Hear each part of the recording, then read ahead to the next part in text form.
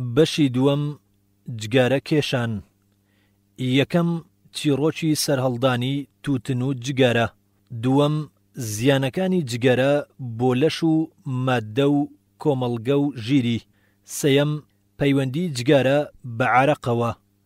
چوارەم حکمی کێشانی لە ئیسلامدا و بەڵگەی شەرعی.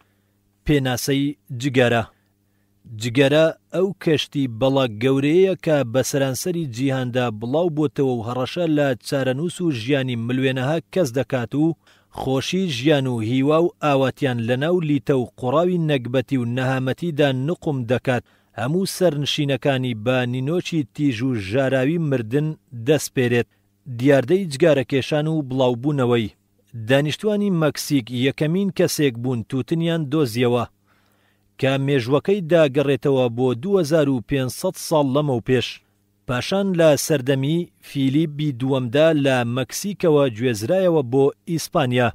جان نیکۆی باڵوێزی فەڕەنسیش کاتێک لە پورتوگال گەڕایەوە وڵاتی خۆی لەگەڵ خۆی بردیەوە. بەم شێوەیە لە کۆتایی سەدەی 16 میلادیدا لە ئەوروپادا بڵاو بوویەوە. اینجا لەوێشەوە خۆی گەیاندە ئەفریقا و ئاسیا. پیاوێکی جوولەکەش لە کۆتایی سەدەی دەی کۆچیدا گەیاندی بە وڵاتی مەغریب. هەروەها پیاوێکی گاوریش لە بەریتانیاوە بردی بۆ تورکیا. اینجا پەلی هاویش بۆ گشت وڵاتە عارەبیەکان و ناوەڕاستی ئەفریقیا. ئەمەش لە سەردەستی کەسێکی ئاگر پەرست بوو. یان دەڵێن چیرۆکی دۆزینەوەی دەگەڕێتەوە بۆ 600 ساڵ پێش میلاد.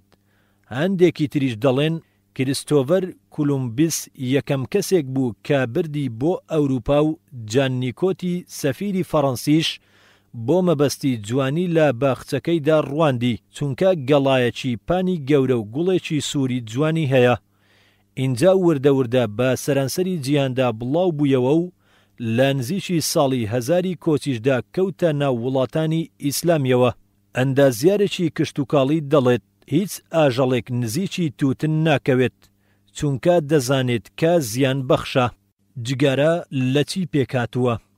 زیاتر لە 4000 ماددەی جیاواز پێکاتووە کە یەکێک لەوانە ماددەیەکی تفتی قولوی کوشندەیە و پێی دەگوترێت نیکۆتین. جگارەیەک لە 101 و بۆ 103 ئەم ماددەیەی تێدایە. ئەگەر جگارێک کێشەکەی 1 گرام بێت ئەوە نیکۆتینەکەی نزیکەی 6 بۆ 12 میلیگرامە. ئەم ماددەیە کوشندەیە و خێرا کار دەکات هەر لەبەر ئەوەیشە بۆ لە ناوبردنی مێرو بەکاردێت.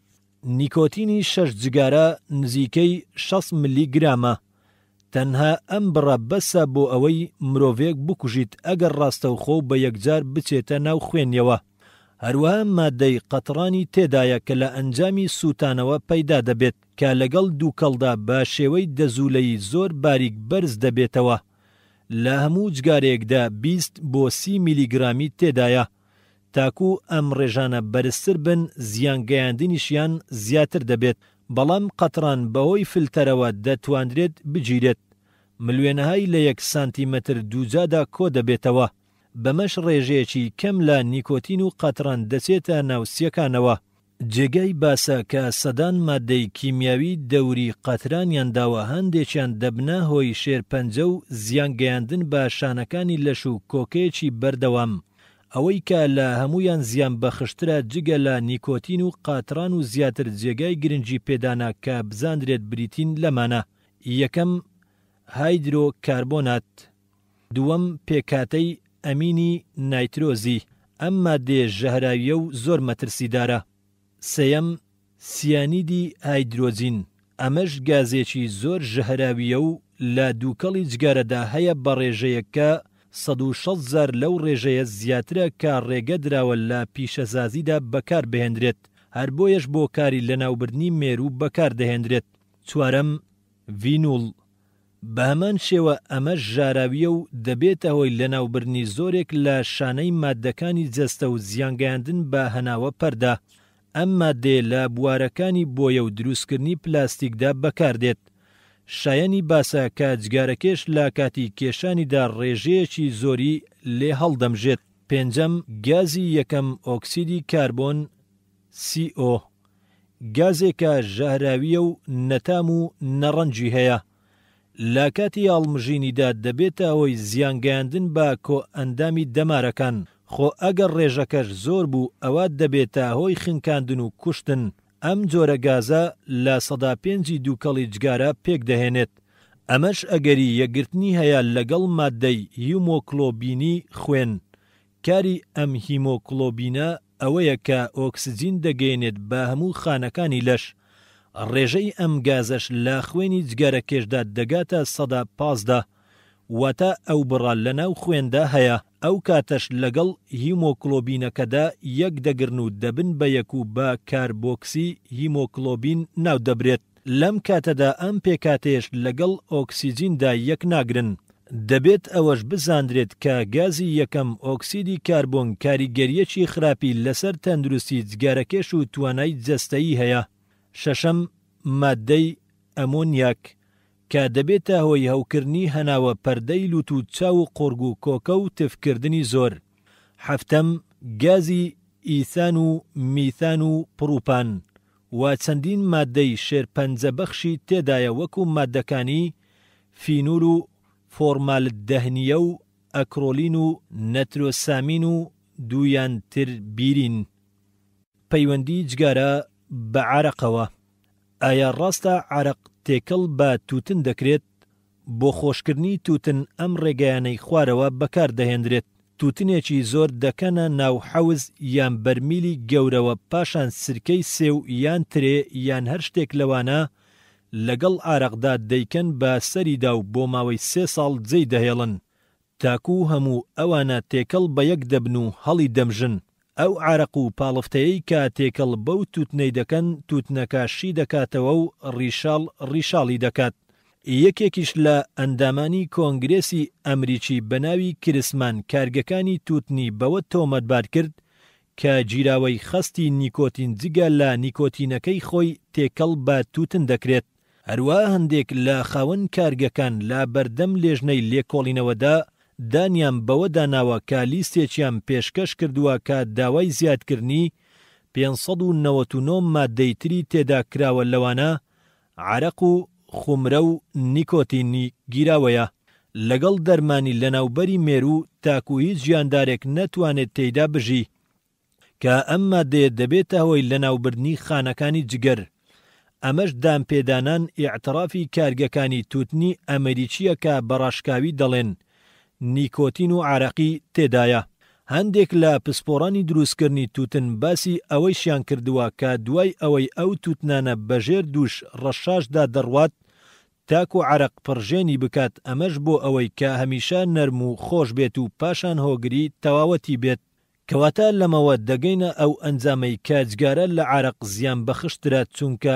ئەو هەردووچیانە خۆ عارەق دەچێتە گەدەوە ئینجا بەهۆی سووری خوێنەوە بۆ ئەندامەکانی تر لە هەمان کاتدا جگارەش عارەقی تێدایە و ڕاستەوخۆ لەگەڵ سووری خوێندا تێکەڵ دەبێت و ئەویش دەیگەێنێت بە هەموو بەش و پارچەکانی لەش راپۆرتێکی کۆلێژی شاهانەی پزیشکی لە لەندەن دەڵێت ئاڵوودەبوون بە نیکۆتین لە عارەق خێراتر و زووترە بۆ نمونە ئەگەر 100 کەس عارەق بخواتەوە تەنها 10 بۆ 115 دەبنە عارەقخۆری بەردەوام بەڵام ئەگەر 100 کەس جگارە بکێشن لە 185 دەبنە جگارەکێشی بەردەوام حکومێکی شەرعی عارەق ئەوەیە کە بێنوێژە کە تێکەڵ بەو تووشت نەشکرا ئەوە ئەویش پیس دەبێت خواردنی شتی پیسیش حرامە و دووکەڵەکەش حرام دەبێت ئەگەر تەنها بە شتێکی تریش پیس بوو بێت ئایا لەمەوە ناگەینە ئەوەی کە ئەو جگارەیەش نوێشکردن پێوەی دروست نەبێت هەر هیچ نەبێت گومانی پیسبوونت لا دروست دەبێت کەواتە لەگەڵ سووتانی ئەو تووتنەدا ئایا دین و ماڵ و تەندروستیشی ناسووتێت پیاوچاکانی پێشوو فەرموویانە لا تنظر لصغير المعصية ولكن انظر لعظمة من عصيت واتە سەیری بچوشی گوناه مەکە بەڵکو تەماشای ئەوە بکە کە سەرپێچی چێ دەکەیت یا بەرامبەر چێ ئەم تاوانە دەکەیت خوای گەورەش لە سوورەتی ئەننور ئایەتی 15 دەفەرموێ إذ تلقونه بألسنتكم وتقولون بأفواهكم ما ليس لكم به علم وتحسبونه هينا وهو عند الله عظيم. واتە ئێوە وا دەزانن کە گوناهێکی بچووکە بەڵام لای خوای پەروەردیگار زۆر گەورەیە. ئەگەر کەسێکت خۆش بووێت حەز ناکەیت شتێک بکەیت کە بەدڵی ئەو نەبێت و لای ناخۆش بێت. لە کاتێکدا بەندەیەکی بچکۆڵەیە وەک خۆمان ئەی ئیتر چۆن دەتوانین جگارێک بکێشین کە دڵنیاین لەوەی کە سەرپێچی خوا و پێغەمبەرەکەیەتی صلی الله علیه وسلم.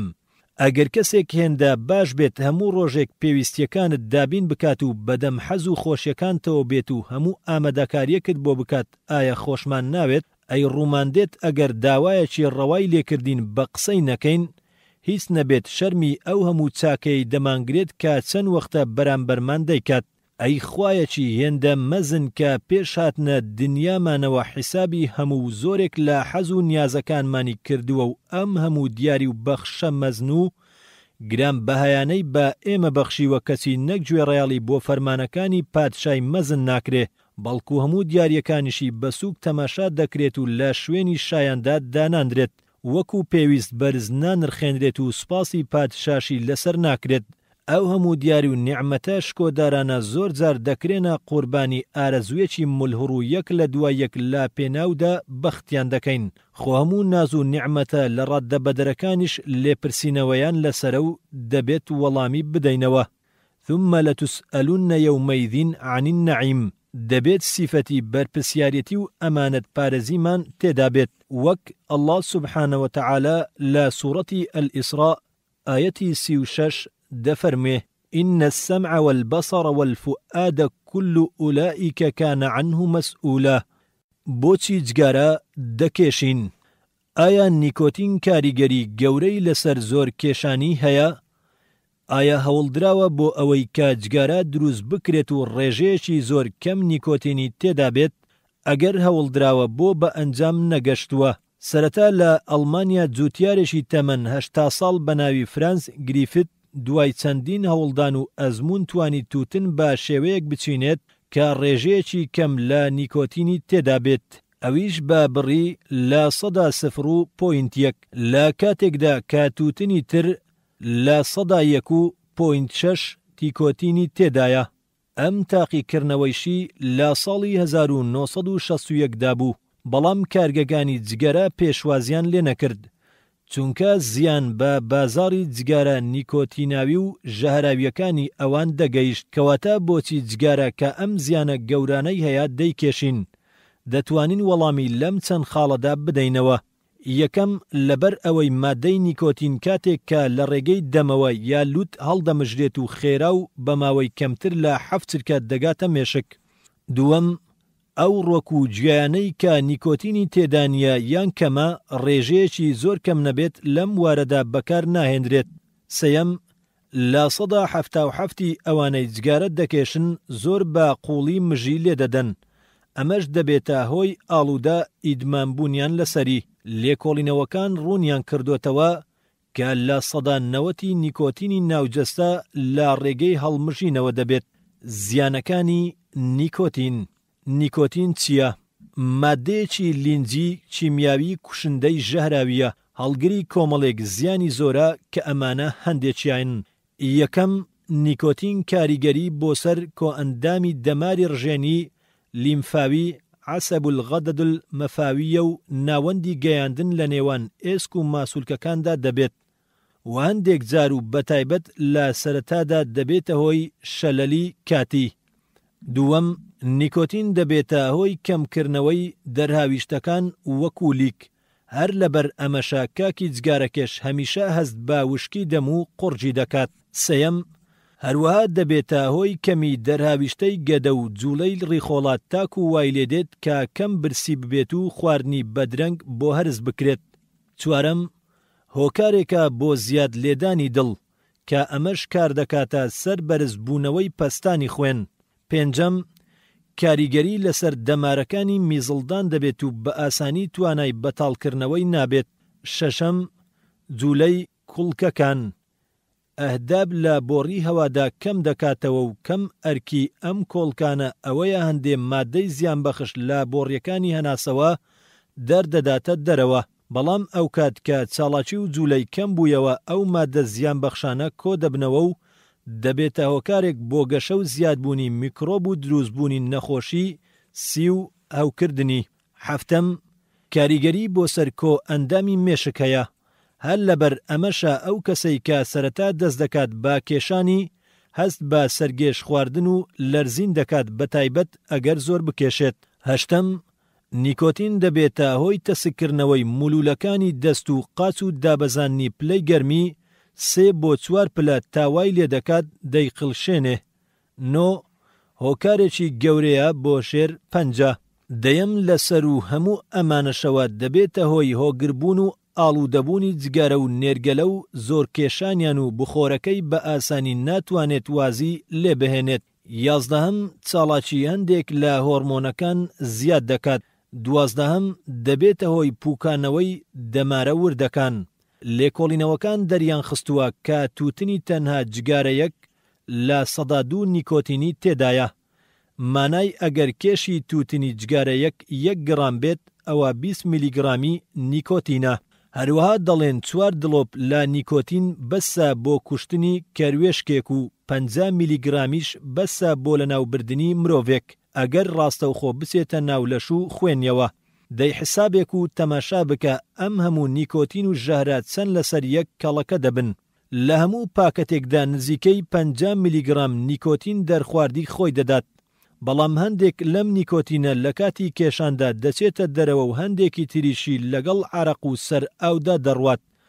دەنا هەر زۆر بە زوویی دەیکوژێت. دەبێ ئەوەش بزاندرێت کە دووکەڵی جگارە 3 نیکۆتینەکە لە تووتندا هەیە. جگە لەو هەموو ژەهرەی ترکە لە دوای سووتان دێتە دەرەوە. هەروەها نیکۆتین لە 182 کێشی ئەو گەڵایە نیکۆتینە. زیانەکانی جگەرە لە سەرسی و کۆ ئەندامی هەناسە. ئەلیف نیکۆتین و قەتران دەبنە هۆی لەناوبردنی خانەکانی ناوەوەی سی. ئەمەش دەبێتە هۆی هەناسە توندی و زیان پێگەیانێکی زۆر بەسی و توشکردنی بە شێر 5. بێ دووکەڵی جگارە دەبێتە هۆی سووتانەوەی بۆریچکەی هەوا. جیم دەبێتە هۆی لاوازی هێزی بەرگری دژی ئەو میکرۆبە زیان بەخشانەی کە لەگەڵ هەناسە هەڵمژیندا دەچێتە ژوورەوە کە ئەمەش دەبێتە هۆی نەخۆشیەکانی سی و بۆریچکەی هەوا. شتێکی بەڵگە نەویستە ڕێژەی شێرپەنجەی سی لە هەموو شێرپەنجەکان زیاترە چونکە زانکان دروستبوونی ئەم جۆرە شێرپەنجەیان بەم شێوەیە ڕاوە کردووە.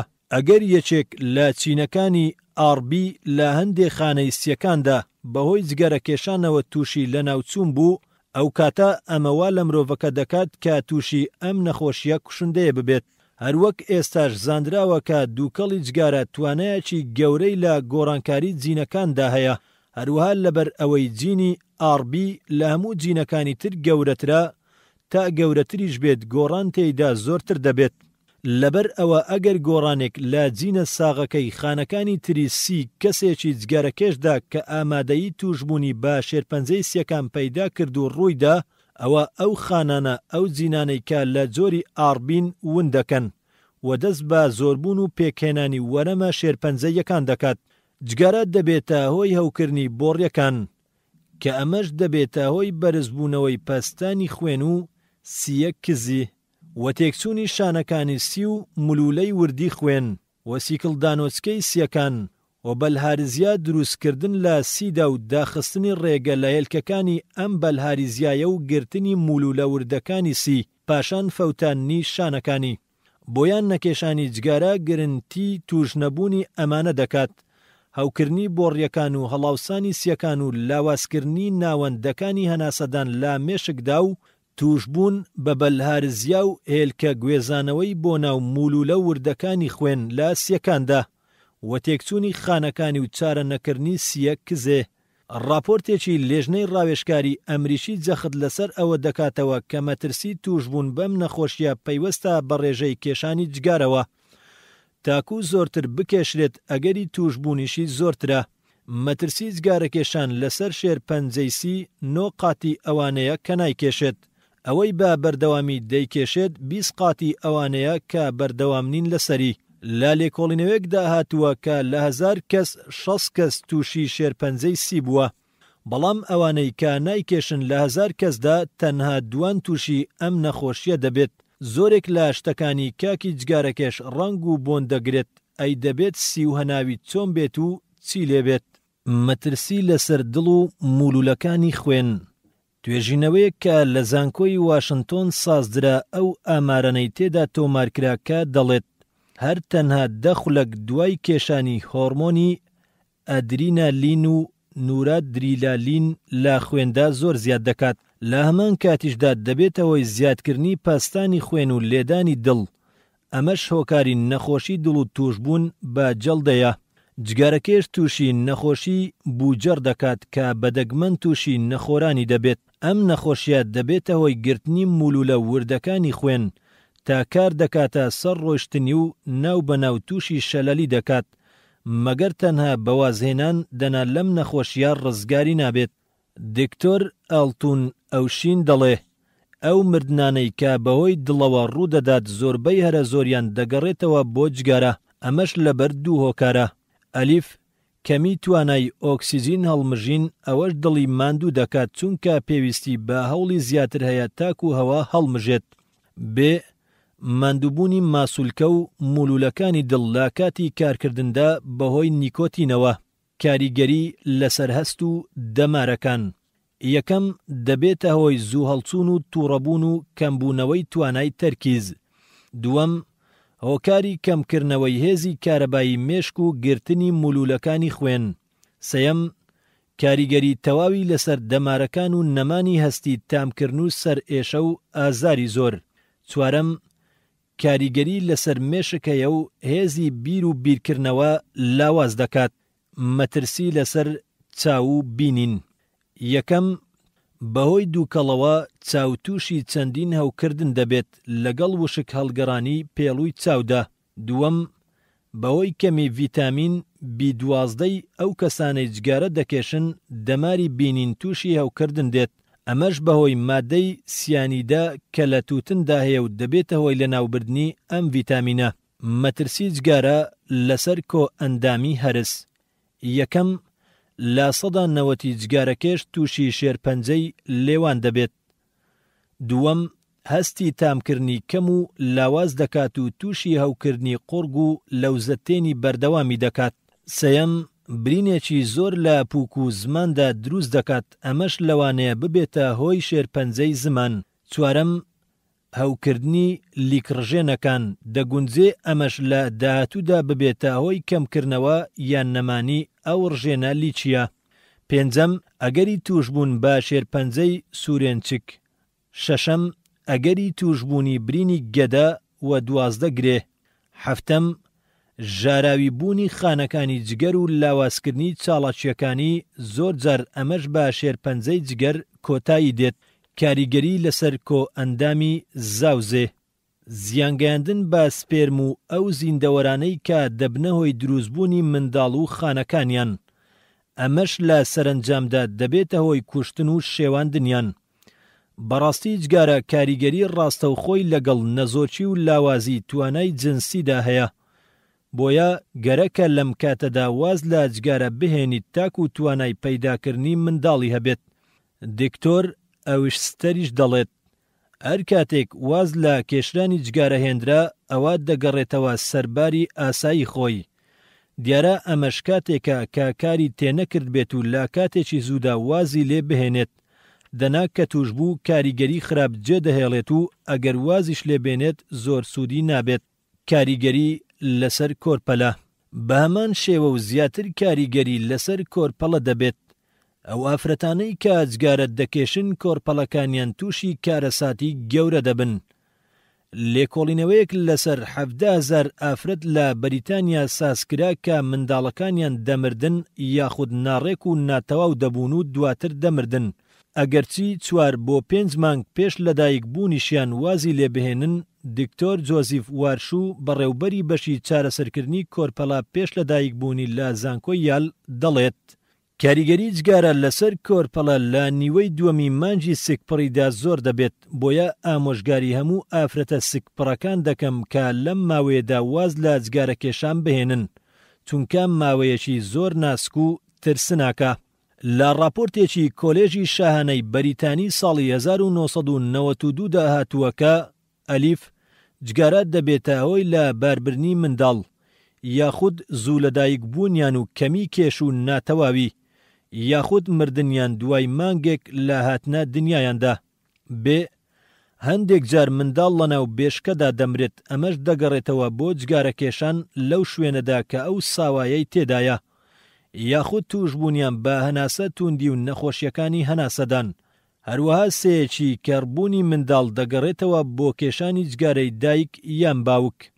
دکتۆر سەمبیسون یەکەم کەسێک بوو کە بابەتێکی لەسەر کاریگەری جگارە لەسەر منداڵ لە ساڵی 1950دا بڵاو کردەوە کە کار دەکاتە سەر بچووکی و کەمی کێش و قەبارە و ناتەواوی لە شێوە و دروستبووندا، بە تایبەت دڵ.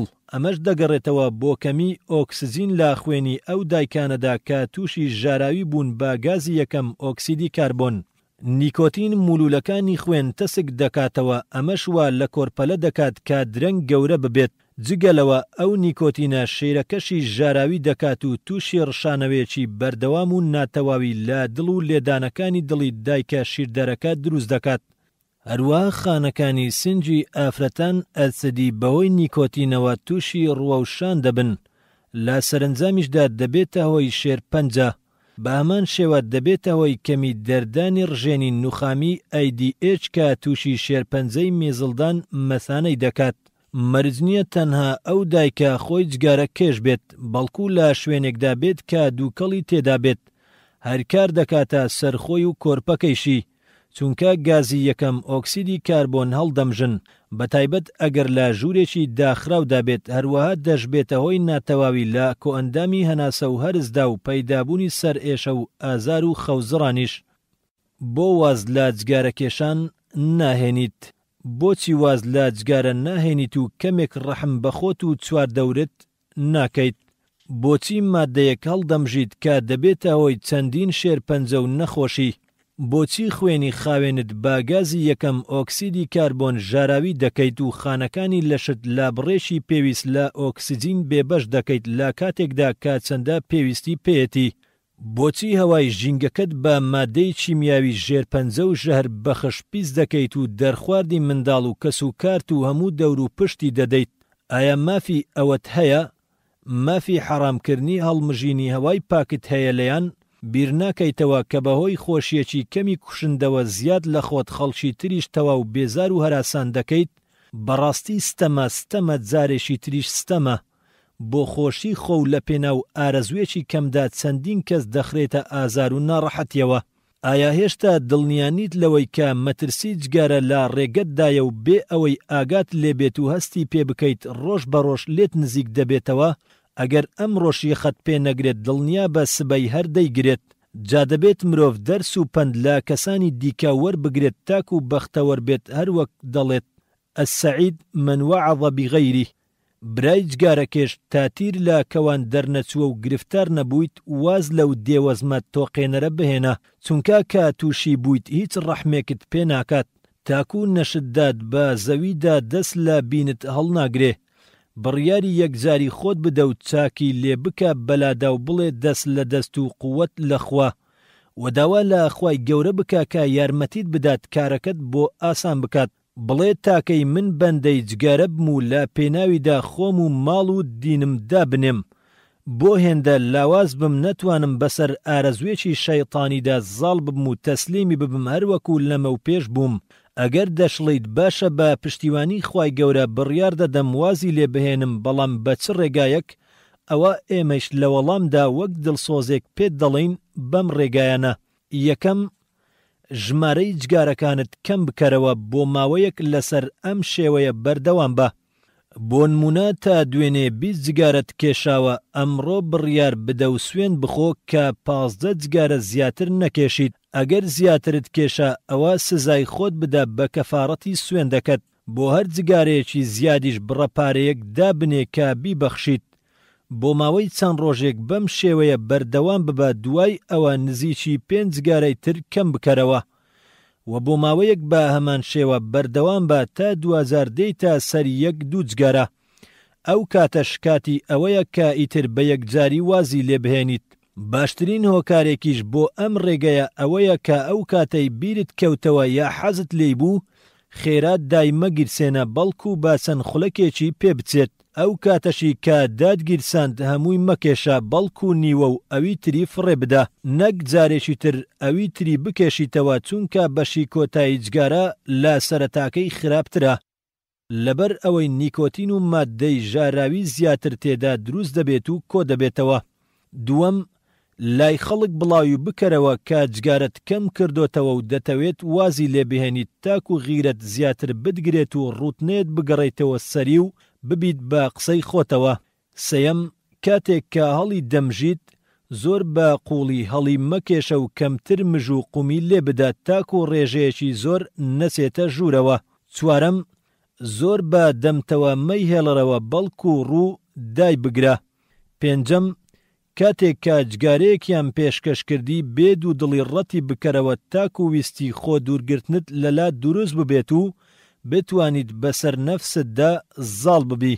ئەگەر ماوەیەکیش بێتاقەت بوویت ئارام بگرە و خۆت لەوە بە گەورەتر بزانە کە جارێشتر بگەڕێیتەوە سەری. شەشەم، خۆت لەو خواردن و شوێن و هۆکارانە بەدوور بگرە کە حەزی جگارت بۆ دروست دەکات و بە گوێرەی توانە لای کەسێکیشدا دامەنیشە کە جگارت دەکێشێت. هەفتەم، جۆرێک بکێشە کە ڕێژەیەکی کەمتر ماددە ژاراویەکانی تێدا بێت. جگارە خۆماڵیە بێفلتەرەکان وەکو سیغار و لفە و سەبیل هەموو ماددە زیان بەخشەکان بێ هیچ ڕێگریەک ڕاستەوخۆ دەسێتە ناو جەستەوە. ئاو و میوە و ماستا و زۆر بەسوودە لەگەڵ ڕۆیشتن بە پێ و وەرزشکردن. پێویستە ئەوەش بزاندرێت کە سەرەتاکەی هەندێک زەحمەت و گرانە، دواتر بە یارمەتی خوای گەورە زۆر ئاسان دەبێت. هەندێک کەس دەڵێن فلتەر بەکار بهێنە چونکە ڕێژەیەکی زۆر لە هەردوو ماددە کوشندەکانی نیکۆتین و قاتران و ماددەی تریش دەگرێت و کەمتری دەچێتە لەشەوە. ئەم قسەیە ڕاستە لەو ڕوەوە بەڵام دەرکەوتووە کە خوێنی بەراز دەدرێت لەو فلتەرانەوە تاکو مسلمانان لەو لایەنەشەوە گرفتاری حەرام و زیانێکی زۆری تر بکەن. دەیئیتر ڕوبەڕوو بوونەوەی ئەم هەموو زیان و گوناهانە لە پێناو چیدا؟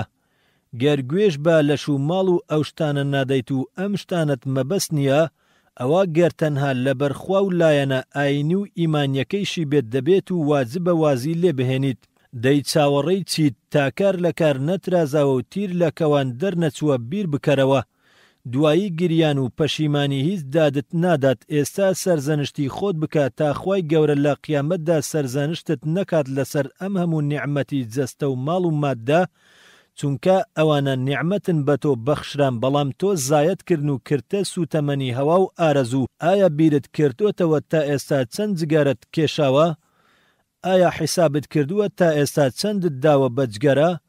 ئایا دەزانیت چەند کاتت بووە و جگارت لێبڕاوە و لە کاتی خۆیدا دەستت نەکەوتووە و تووشی تووڕەی و بێزاری بوویت؟ ئایا تووڕە نەبوویت کاتێک پێیان وتی دووکەڵەکەت بێزارمان دەکات؟ ئایا بیرت کردوتەوە کە چەندە زیان لە خۆت و خەڵک دەدەیت لەبەر خۆشیەکی کاتی پڕ لە ژەهر؟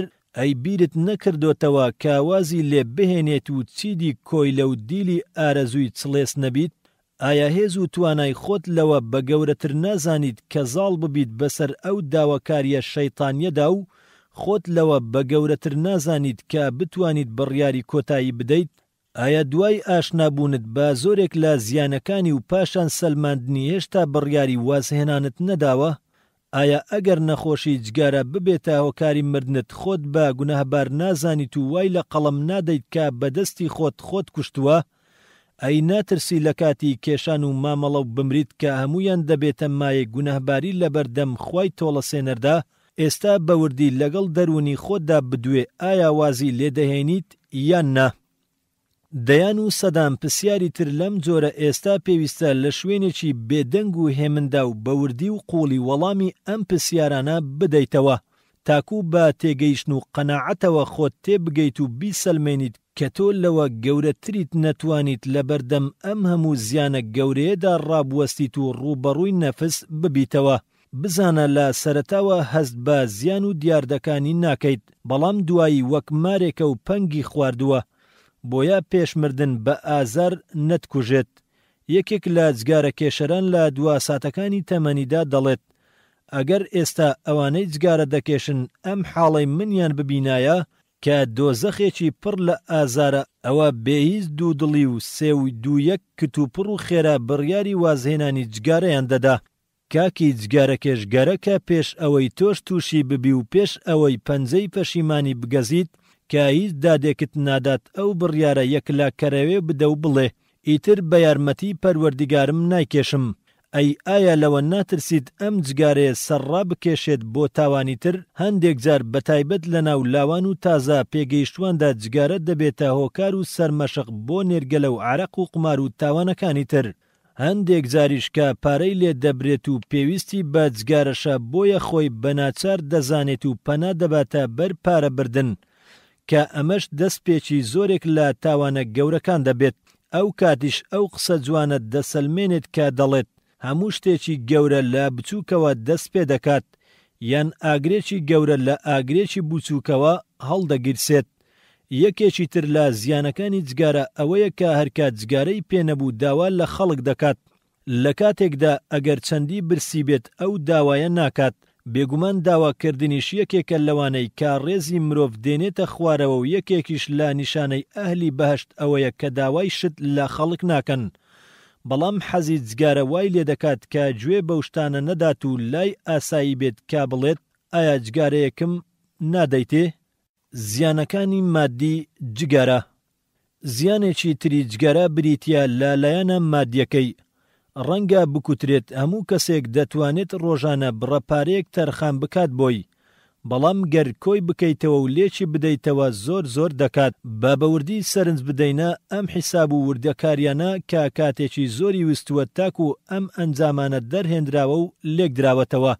گەر کەسێک تەمەنی 6 ساڵ بێت و لە 20 ساڵیەوە جگارە بکێشێت کە دەگاتە 40 ساڵ، هەر ڕۆژەشی 20 جگارەی کێشابێت پاکەتێک کۆی هەموو جگارەکانی ئەو چەند ساڵی دەکاتە 292,000 جگارە.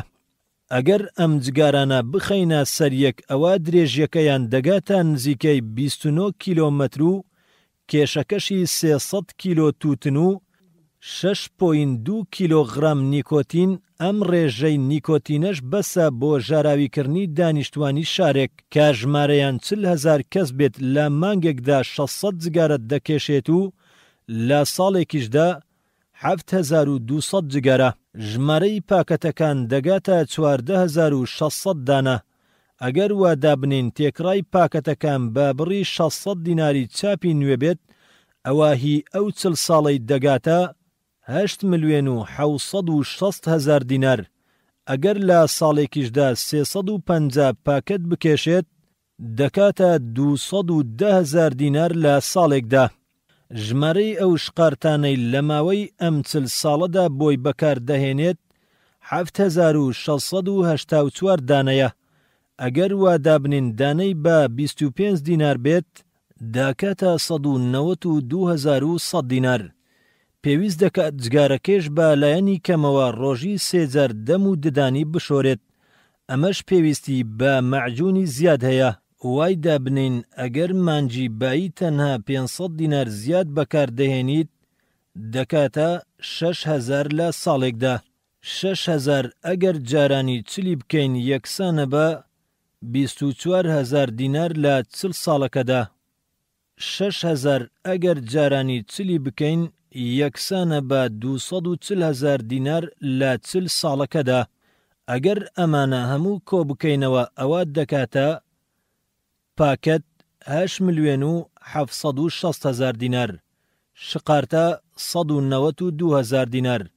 معجونی دەم و ددان 240,000 دینار. ژمارەی فڵچەی زیاد بەکارهێنان و شکانی تەپڵەک و سووتاندنی ئەوجل و بەرگانەی کە بەهۆی جگارەوە دەسووتێت، ئەمەش ئەو ژمارەیە دەگەێنێتە 10 ملیۆن دینار. واتە بۆ هەموو ساڵێک 250,000 دینار و هەموو مانگێکیش نزیکەی 1,000 دیناری بەردەکەوێت.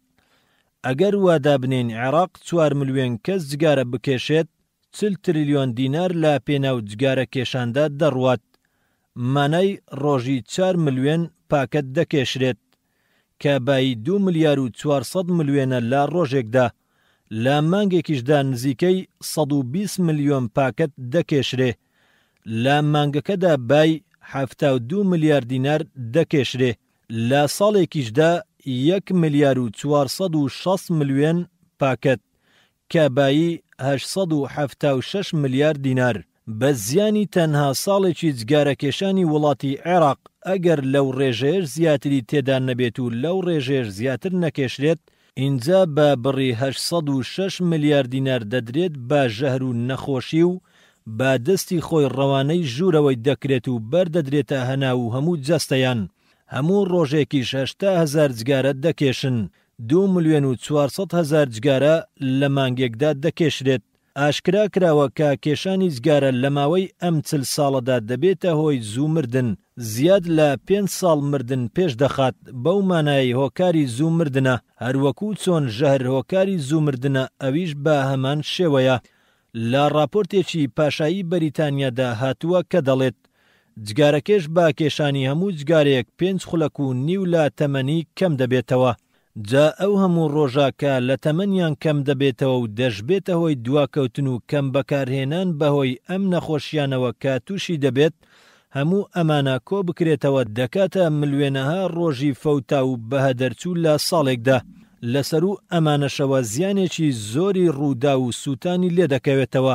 جگارە لە بەریتانیادا لە 30 دەبێتە هۆی سووتان و گڕگرتن. لە نەتەوە یەکگرتووەکانیشدا تەنها لە ساڵی 1977دا زیانی مادی گەشتە نزیکەی 400 ملیۆن دۆلار. جا ئایا ژەهرێک کە هێندە زیانی مادی و جەستەیی هەبێت پێویست دەکات بۆ چەند خولەکێک یان چەند چرکەیەکی کەم بە دەستی خۆمان دەرخواردی خۆمانی بدەین و نەخۆشی و دەردەسەری و مردن بەپارە بکڕین؟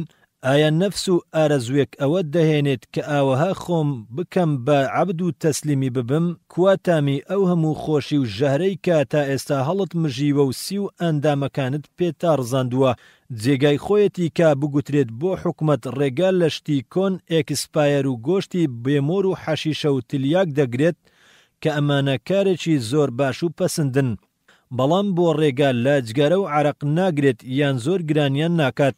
لە کاتێکدا زیانیان لەو قەدەغە کراوانە کەمتر نییە ئەگەر زیاتریش نەبێت. بۆ ئەو هەموو مریشک و پەلەوەرەیان زیندە بەچاڵ و ئەمفال کرد بە بیانووی ئەوەی هۆکاری توشبوون بە ئەنفلۆنزای مریشک و نەخۆشی کوشندەی پێوەیە. لە کاتێکدا ڕەنگە هۆکاری مردنی کەسیش نەبوو بێت یان ئەگەر بیش بوو بێت چەند کەسێکی کەمی کوشت بێت، بەڵام ئەم بەڵایانە هەموو لەسەر تەختی پاشایەتی دانیشتن و هەتا دەبێت ڕنگ و بەرجی جوانیان بۆ دەپۆشرێت و خزمەت دەکرێت. ئەگەر کەسێک هەندێک پارە بسووتێنێت یا بیدڕێنێت خەڵکی بەنا تەواوی لە قەڵەم دەدەن لە کاتێکدا کە تەنها پارەکەی فەوتاندووە. ئەی ئەگەر کەسێک پارەکەشی بفەوتێنیت و دەیان و سەدان نەخۆشیشی پێ بکرێت و خۆی دووچار و گرفتار بکات، چی پێ دەڵێن؟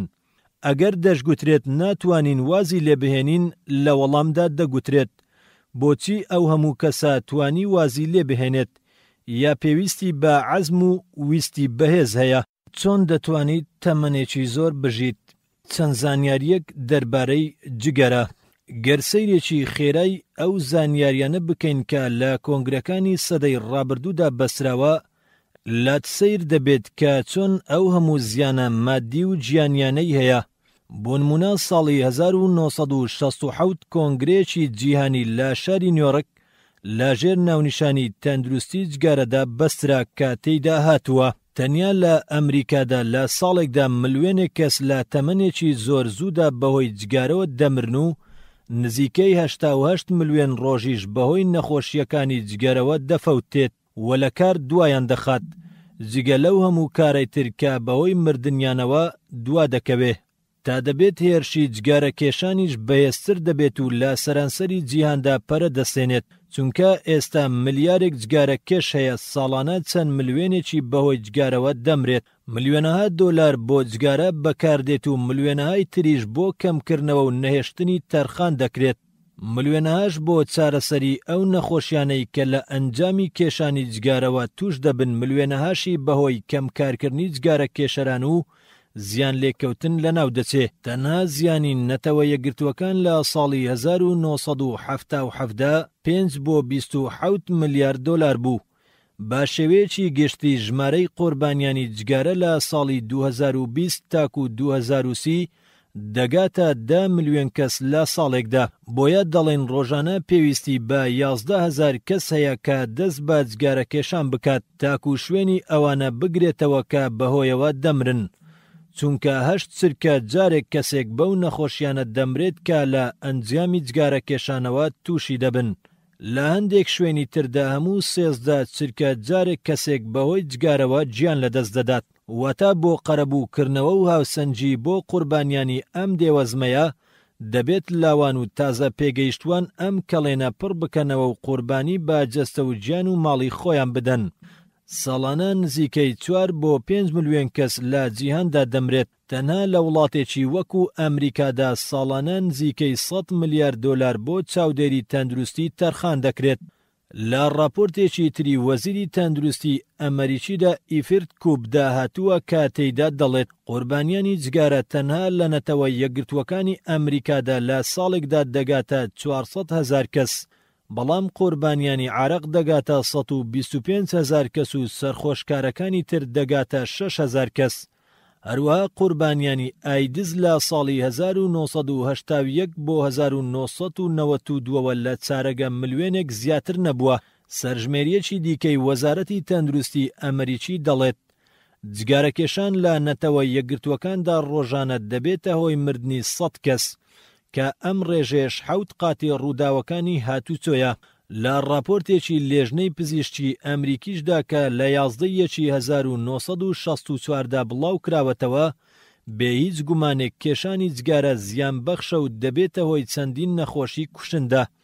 راپۆرتێکی تری کۆلێژی پزیشکی مەلیکی بەریتانی ساڵی 1982 دەڵێ لە هەموو 10 کەسێک سیانیان بەهۆی جگارەکێشانەوە دەمرێت. سەرژمێریەکی ئەڵمانیش دەڵێت لەو وڵاتەدا 12,000 ملیۆن مارک دەدرێت بە بازی تووتندا لە کاتێکدا کە زیانە مادیەکانیشی دەگاتە 8 ملیار مارک. زیاد لەمانش دەبێتە هۆی نەخۆش خستنی 140,000 کەس و مردنی 140,000 دیکە. لە بەریتانیاشدا نزیکەی 18 ملیۆن جگارەکێش هەیە و لە ساڵێکیشدا 110 میلیارد جگارە بەرهەم دەهێنرێت. تەنها بەهۆی گرتنی مولولەکانی خوێنەوە لەو وڵاتەدا 150,000 کەس دەمرێت. 140,000 چینیش لە ساڵێکدا بەهۆی جگارەوە دەمرن. لە راپۆرتێکی ڕێکخراوی تەندروستی جیهانیشدا دەڵێت لە ساڵی 1990دا لە هەموو 12 کەس یەکێکیان بەهۆی جگارەوە دەمرێت. بەڵام لە ساڵی 2020دا لە هەر 7 کەسێک جگارە دەبێتە هۆی مردنی یەکێکیان. هەروەها مردنی تەمەنی 35 بۆ 69 ساڵ لە نێو جگارەکێشدا سێقاتی ئەو کەسانەیە کە نایکێشن. ساڵانە 4 ملیارد دۆلار بۆ ڕێکلام و بانگەشەی ئەم ژەهرە تەرخان دەکرێت. تەنها لە سعودیەدا ساڵانە زیاد لە 23,000 کەس بەهۆی جگارە و هاوشێوەکانیانەوە دەمرێت. با چوارەم وڵاتی بەکارهێنەری جگارەش دەشمێردرێت کە ڕێژەی فرۆشتنی خۆی لە 15 ملیارد جگارە دەدات. ئەمەش لە ساڵێکدا بە بڕی 636 ملیۆن ریاڵ دەخەملێندرێت. لە 5 بۆ 10 جگارە کێشەرانی سعودیا بە شێوەیەکی گشتی تەمەنیان لە نێوان 15 بۆ 17 ساڵیە. سەرپەرشتیاری قەڵاتچۆکردنی جگارەکێشان لە وەزارەتی تەندروستیدا جەختی لەسەر ئەوە کردەوە کە زیاتر لە 55 عیادەی بێپارە بۆ نەهێشتنی جگارەکێشان بۆ هەموو ئەوانەی کە دەیانەوێت وازی لێبهێنن کراوەتەوە. بەمەش دەیان 1000 کەس وازی لێهێنا کە دەگاتە 135. بۆیە لێرەوە دەڵێن و داوا دەکەین کە پێویستە حکوومەتی کوردی خۆشمان بایەخ و گرنگی زۆرتر بە ئەو هۆکار و ڕێگایانە بدات کە ڕێگری لەم بەڵاک گەورەیە دەکات و کەم و لاوازی بکات لەناو میلەتەکەماندا. چەندین شوێن گەڕاوم و هەواڵم پرسی کە سەرژمێریەکی قوربانیان یاخود بەکاربەرانیان دەست بکەوێت لە کوردستاندا، بەڵام بەداخەوە هیچ شتێکم دەست نەکەوت و هەستم بەکەم تەرخەمی کرد لەم بوار و لایەنەدا و دەبوایە گرنگێکی باشی پێ بدرایە، نەک ئاوا بێ پیلان و سەرژمێری و ڕاپرسی بین.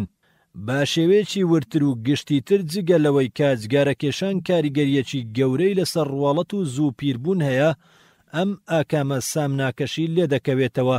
1 170 دەبێتە هۆی مردن، 2 لە 178 دەبێتە هۆی جەڵدەی دڵ، 3 لە 170 سینکە کوشە، 4 لە 180 مردن دەگەڕێتەوە بۆ ئەو نەخۆشیانەی کە بەهۆی جگارەوە تووشی دەبن، 5 لە 114 شێرپەنجەی قوڕگ. دکتۆر کەنعان جابی مامۆستای کۆلێژی پزیشکی دەڵێت بۆ ماوەی 25 ساڵە نەخۆشی شێرپەنجە چارەسەر دەکەم و دەبینم. باوردی سەیرم کردووە ئەوانەی تووشی شێرپەنجەی قوڕگ بوون هەموو جگارە کێش بوون، بۆیە تاکو زیاتر بکێشرێت زیاتر زیانی پێدەگەێنێت. پزیشکێکی تر دەڵێت ڕۆژی دەجگارە بکێشرێت ئەوە زیانی تەواو بە تەندروستی مرۆڤ دەگەێنێت. پاشان دەڵێت لە 90 ئەوانەی تووشی شێرپەنجە دەبن جگارە کێشن، 6 لە 112 شێرپەنجەی دەم، 7 لە 105 شێرپەنجەی میزڵدان، 8 لە 115 بۆ 20 شێرپەنجە لە بەشە جیاجیاکانی لەشدا، 9 لە 175 هۆکاری توشبوونە بە هەوکردنی بەردەوام، 10 نەخۆشیەکانی مولولەی خوێن و دڵ و مۆخ لە 150 جگەرە هۆکارەکەیەتی، 11 ژێرپەنجەش باگشتی لە 130 جگارە دەبێتە هۆکاری، 12 لە 128 لە بارچوونی منداڵ، 13 لە 195 ئەوانەی تووشی نەخۆشی مولولەکانی قاز دەبن جگارە هۆکارێکی گەورەیە بۆی، 15 هەروەها نەخۆشیەکانی شێرپەنجەی دەم و سیکڵدان و قوڕگ و دەقاتی ئەوانەیە کە نایکێشن. لە هەموو سێ جگارە کێشێکیش دانەیەکیان بەهۆیەوە دەمرن. 16 لە 170 بۆ 190 شێرپەنجەی سی بەهۆی جگارەوە دروست دەبێت، بۆیە ڕێژەیەکی زۆر لە شێرپەنجەی سی و مردن پەیوەندی بە جگارە کێشانەوە هەیە. بۆ نمونە لە 130 مردن لە کوبادا بەم هۆیەوەیە و لە 125 لە ویلایەتە یەکگرتووەکانی ئەمریکا و لە 115 بۆ 20 لە بەریتانیا و ئیرلندای باکوور کە دەگاتە 100,000 مردن. 400,000 مردن بەس لە ئەمریکادا و 140,000ش لە ئەڵمانیای یەکگرتوودا و 70,000 مردن لە ئیتاڵیا و 23,000ش لە ئوسترالیا. ئەندازیارێکی کشتوکاڵی دەڵێت هیچ ئاژەڵێک نزیکی تووتن ناکەوێت چونکە دەزانێت کە زیان بەخشە. بۆ دروست نییە خۆی ئینتیحار بکات، بەڵام دروستە ئینتیحاری هێواشی خۆی بکات. دەوڵەتی بەریتانیا بە تەنها خۆی هەموو ساڵێ 50 ملیۆن ڕۆژ زیانی پێدەگات و 250,000 کەسیش بە زوویی بەهۆیەوە دەمرن. لە هەموو جیهاندا بۆ مەبەستی پروپاگەندە ڕێکلام دیعایە نزیکەی 2500 ملیۆن دۆلاری ئەمریکی هەموو ساڵێ خەرج دەکرێت. ئەم بڕەپارەیەش بەشی ئەوە دەکات کە هەرچی مناڵی کۆرپەی جیهان هەیە دژی ئەم 6 نەخۆشیە گەورەیە بکوترێن: وەناق، سیل، کۆکەڕەشە، دەردەکۆپان، گەزاز، سوورێژە، ئیفلیجی منداڵ. ئەوەشی بۆ چارەسەرکردنی جگارەکێشان تەرخان دەکرێت 40 قاتی ئەمەیە، واتە 100,000 ملیۆن دۆلاری ئەمریکی. خۆ ئەگەر نەشی کێشیت ئەوە بە زۆر دەرخواردت دەدەن. ئەمەش بەهۆی هەڵمژینی هەوای دوو کەڵاویەوە. جگاران نەخۆری جگارە خۆر، واتە تەنها زیان بەخۆی ناگەێنێت بەڵکو بە هەموو ئەوانەی کە لەو نزیکەدا بن. بۆ نمونە ئەگەر لە ژوورێکی داخراو دابێت و دووکەڵی جگارەی تێدا بێت و بۆ ماوەی 4 کاتژمێر بمێنێتەوە، وەک ئەوە وایە کە 10 جگارەت کێشا بێت. هەندێک هەڵی نامژێت، ئەمەش زیانێکی زۆری لێ دەکەوێتەوە، وەک لەدبوونی مەلاش و قوڕگ و زیادبوونی لیکوتف، هەروەکو چۆن دەشبێتە هۆی هەوکردنی بەردەوامی هەناوە پەردا و لەگەڵ هەوکردنی پووک و شێرپەنجەی زمان و بەردەوام موشک بوونەوەی دەم. داهاتی جگارە بۆچێیە؟ ڕۆژانە موسڵمانان هەزاران دۆلار بە جوولەکە دەبەخشن و بە زمانی حاڵیش پێیان دەڵێن پێشکەش و عافێتتان بێت. یەکەم، ڕێژەی کێشەرانی جگارە لە جیهاندا 1 ملیار و 11 ملیۆن کەسە.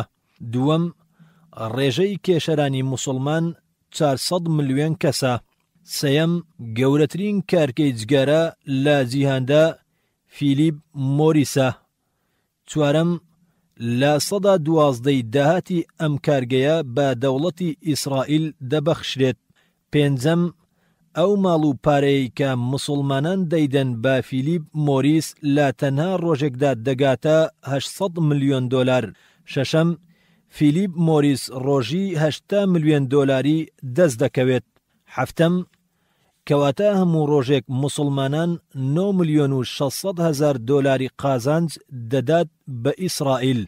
بەڵێ گەرەکە هەموو خۆمان بپارێزین لەو یارمەتیەی کە لەسەر حیسابی جەستە و ماڵ و منداڵ و بێزارکردنی چواردەور و بە خۆشحاڵیەوە ڕەوانەی دەوڵەتی ئیسرائیلی دەکەین و دەشڵین نۆشی گیانتان بێت.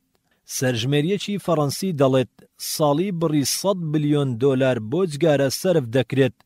هەروەها ئەو ڕێژەی کە دەکێشرێت دابەش بکرێت بەسەر هەموو دانیشتوانی سەرزەویدا، ئەوە هەر یەکەیان 1000 جگارەی بەردەکەوێت. ڕێکخراوی تەندروستی جیهانی دەڵێت سەیەکی ئەو بڕەی دەدرێت بە جگارە بۆ پێداویستیە پزیشکەکان سەرف بکرێت، ئەوە بەشی هەموو کەسێک دەکات. ئێستاش بابین بزانین ئایا جگارە حەرامە؟ پێش ئەوەی بچینە خزمەت بەڵگەکان دوای ئەوەی کە هەندێک لە زیانەکانیت بۆ دەرکەوت، تۆ ئێستا خۆت بۆ خۆت بڕیار بدە ئایا کێشانی حەرامە یان نا. بێگومان هەر شتێک کە زیان بە بەندەکان بگەێنێت لە ئاینی پیرۆزی ئیسلامدا حەرام کراوە، بۆ نمونە وەکو گۆشتی بەراز و مردارەوە بوو عەرەق، یان کەسێک ژەهر بخوات یان نەوت یان هەر شتێکی دیکە کە زیان بەخش بێت قەدەغە و حەرامە. بە شێوەیەکی گشتی گەر تەمەشا بکرێت دەبینین ناتەباییەک لە نێوان زانایانی پێشیندا هەیە لەسەر حەرامبوونی جگارە. هەندێکیان دەفەرمون حەرامە چونکە دەیان زیانی زیان بەخشە بە مرۆڤ، هەندێکیشیان لایەن وابوو کە مەکڕوهە واتە نەخواردنەکەی باشترە چونکە وایان دەزانی زیان و قازانجی وەک یەک وایە یان لە یەکەوە نزیکن. ئەوانشی کە دەفەرمون دروستە و حەڵاڵە بکێشرێت هیچ بەڵگەیەکی وایان بەدەستەوە نەبوو کە زیان بە تەندروستی مرۆڤ بگەێنێت. خۆ ئیشی زانایانیش ئەوە نییە کە لە خۆیانەوە بێ هیچ بنەما و سەرچاوەیەک فتووە دەربکەن و بڕیاری حەرامی و حەڵاڵی شتەکان بدەن، بەڵکو دەبێت هۆکارێک هەبێت کە ئەوان بیکەنە بەڵگەی حەرامبوونی یان حەڵاڵی. ئاشکراشە کە بەڵگەی ئەم بابەتەش زیانگەیاندنە بە تەندروستی دەرخستنی ئەم زیانەشکاری زانایانی ئاینی نییە، بەڵکو هی پزیشکەکانە. دەتوانرێت بگوترێت لە پێشدا زانستی پزیشکی نەگەشتۆتە ئەو ڕاستیەی کە جگارە و هاوشێوەکانی زیان بەخش بن، هەر بۆیەش زانایانی پێشینیش هەندێکیان لایەن وانەبووە کە حەرام بێت. بەڵام ئایا ئەمڕۆ هیچ بەڵگە و بیانویەک ماوە کە هێشتا نەزانین حەرامە یان نا؟ لەو بڕوایشدا هەر کەسێک ئەم مەسەلەیە هێشتا بۆ ساغ نەبوو بێتەوە، ئەوە بە شوێن زیان و ڕاستیە پزیشکەکاندا نەگەڕاوە و سەربەخۆ و بێ هیچ بنەمایەک قسە دەکات. ئەگەر ئەمەش دەکەنە بیان و کە هیچ دەقێک لەسەر حەرامبوونی نییە، لە بەرامبەر ئەم قسەیەدا دوو وەڵام دەدەینەوە. یەکەم دەڵێن خۆ هیچ دەقێکیش لەسەر حەرامبوونی جۆرەکانی تیلیایک و هێروین و کۆکاین و شەمپانیا و ویسکی و نییە. ئایا هیچ کەسێک هەیە بتوانێت بڵێت ئەمانە حەڵاڵن، یان دەبێت بڵین ئەوانەش هاوشێوەی عەرەقە؟ ئەو کاتەش بەڵگەی دووهەممان دەسەلمێنێت.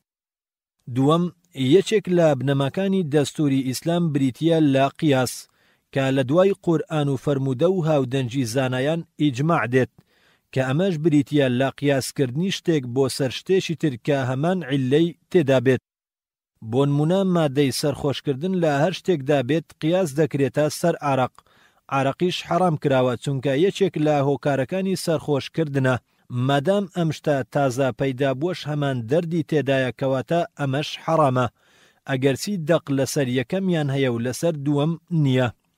خۆ هەندێکیش لە زانایان دەفەرمون نەخێر ئەوە قیاس نییە، بەڵکو ئەو جۆرەشتانە عیلە المەنسوسە کە لە ئوسوڵ فقهدا باسی هاتووە، مانای وەکو ئەوە وایە کە قورئان باسی ئەو شتەشی فەرموو بێت، ئەمەش هۆکەی بۆ ئەوە دەگەڕێتەوە کە هەمان عیلە لەو شتەدا هەیە، ئەو کاتە ئەو عیلەش دەق نەسی لەسرە، کەواتە ئەو شتەش هەمان حکمی ئەوی تری هەیە.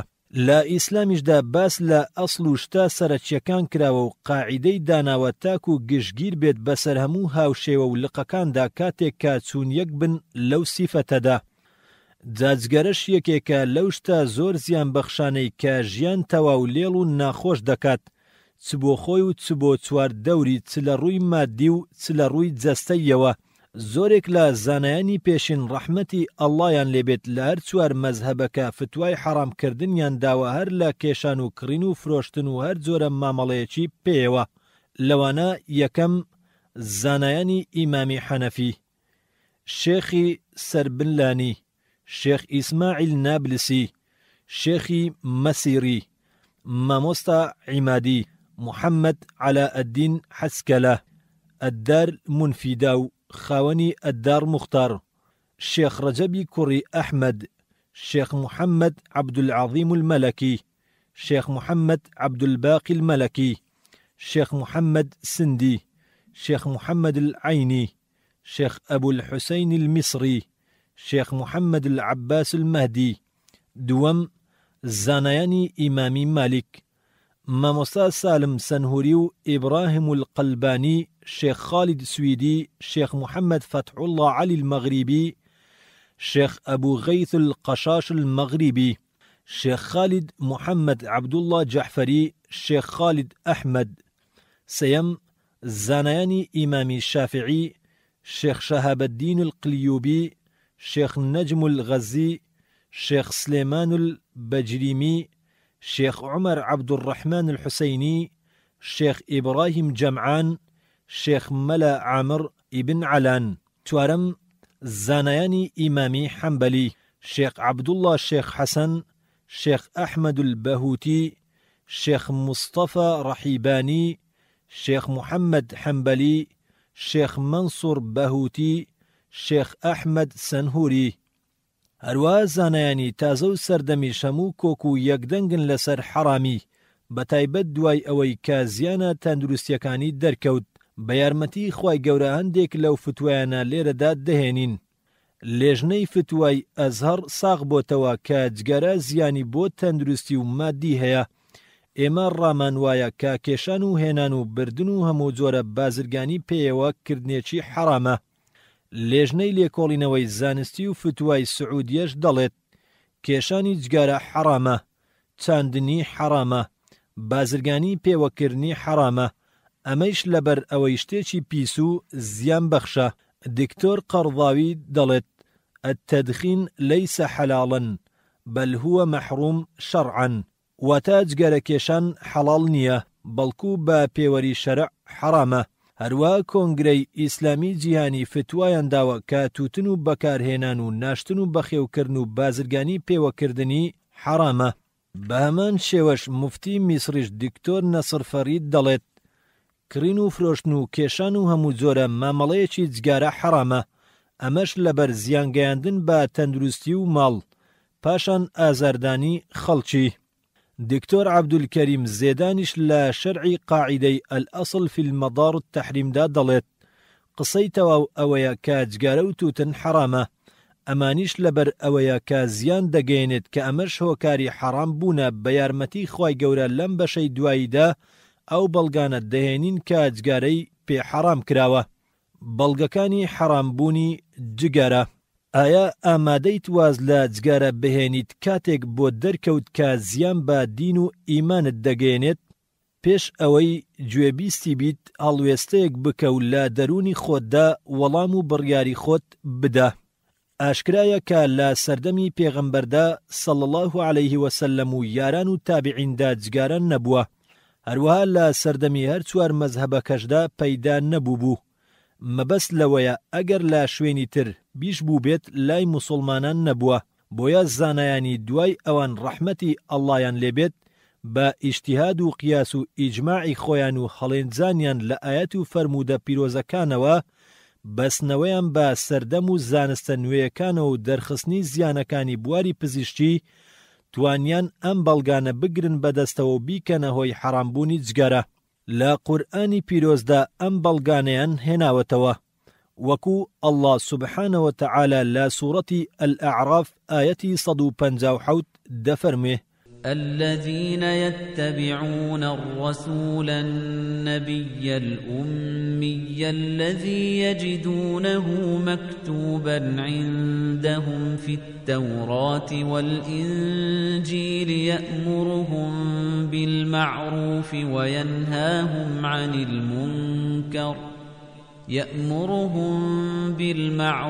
وينهاهم عن المنكر ويحل لهم الطيبات ويحرم عليهم الخبائث ويضع عنهم إصرهم والأغلال التي كانت عليهم فالذين آمنوا به وعزروه ونصروه واتبعوا النور الذي أنزل معه أولئك هم المفلحون واتە خوای گەورەشتە خاوێنەکان بۆ شوێن کەوتوانی پێغەمبەر صلی الله عليه وسلم حەڵال دەکات و پیس و زیان بەخشەکانیش حەرام دەکات. دووکەڵی جگارەش یەکێکە لەو پیسیە زیان بەخشانە و ئینجا بۆنیشی ناخۆشە. لە ئاەتی دووەم الله سبحانه وتعالى لا سورة البقرة آية 195 دفرمه وأنفقوا في سبيل الله ولا تلقوا بأيديكم إلى التهلكة وأحسنوا إن الله يحب المحسنين وتا بدستی خوتان مخانشتێکەوە کە ماندووتان بکات و زیانتان پێ بگەێنێت. جگەرە دەبێتە هۆی چەندین ماندووبوون و نەخۆشی کوشندە و لەناوبەر وەکو سیل و شێرپەنجە. سەیەم الله سبحانه وتعالى لسورة النساء آية 29 دفرموه يا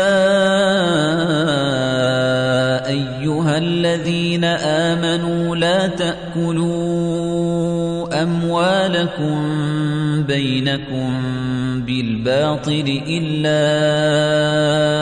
أن تكون تجارة عن تراض منكم ولا تقتلوا